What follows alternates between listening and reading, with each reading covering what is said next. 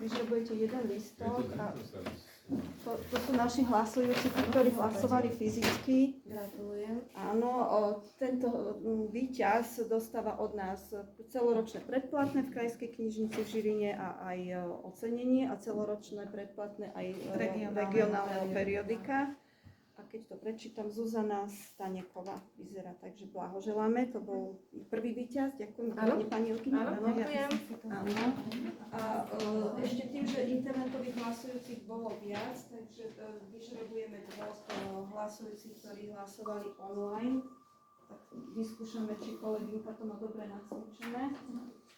Aby to spustila.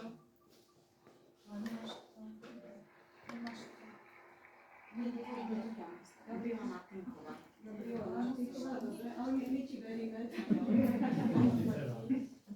Neviem, prečo to neukazuje. Máme tu technickú podporu, skúsi sa na to pozrieť, ale keď to nezvládneme, nevadí. Ale je vyžrebované. Vyžrebované je a ešte potom je to tu. Dobre, potvrdzujem a ešte raz. Jedno žrebovanie.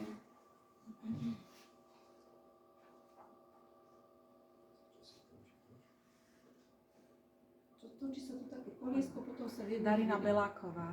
Áno, Darina Beláková je druhá, takže máme troch víťazov s radou teda hlasujúcich našich čitateľov, s ktorými sa skontaktujeme a odovzdáme im ocenenie.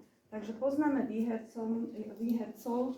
Ja všetkým výhercom srdečne blahoželám. Želám im ich knižkám veľa čitateľov a vám výhercov veľa zdravia a ešte tvorivých síl.